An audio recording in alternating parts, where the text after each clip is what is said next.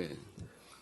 Okay, bago kami makipag-meet sa inyo, you will have to agree that separate voting.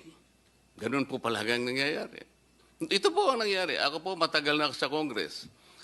Kung hindi ako nagkakamali, Madam Chair, panahon pa po ni Speaker Belmonte, pinag-iisipan na natin to. Restrictive economic provisions, blah, blah, blah, blah, blah, blah. But we never agree just to meet. Alam po ninyo, Madam Chair, ang pinag-uusap, mag-meet lang po tayo.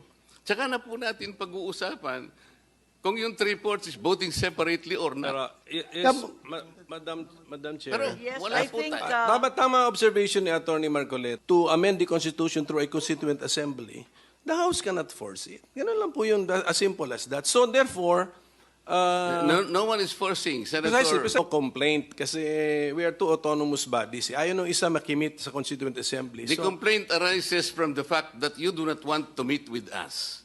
So Madam ang Chair. question, how can we make use of that particular Yes, modality?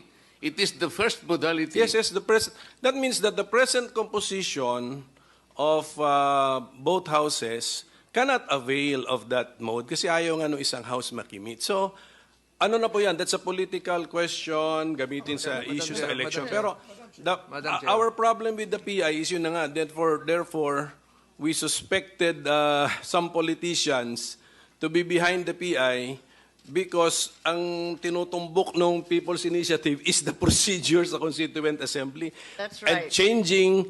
changing the natural meaning of that section, That's Madam correct. Chair. So that's and the with all due yan yung respect flow, to yes. Congressman Martin, meeting of the minds at another time. Madam Chair, Right now, I can see all my colleagues jumping out of their seats to contradict us. But let's not hijack this hearing. Let us Correct. proceed with the next witness, who has very kindly come from the province of Batangas. Yes, po, Senator. Madam Chair, Salamat, Madam Chair. Senate President, Madam Chair. Madam Chair. Madam Chair, Can I be I've been recognized, Madam acknowledged Chair? by the chair. Madam Chair. May proceed, Madam Madam Chair. Chair. I'm sorry. Chair. I It's thought all the right. congressman Madam was Chair, point of order. escaping. No. Yes, Thank you, Senator Madam Chair. Ontiveros, He should Thank listen you, to Madam us. Chair. I'm I, raising a point should of listen order, to us, Madam eh? Chair. Madam Chair.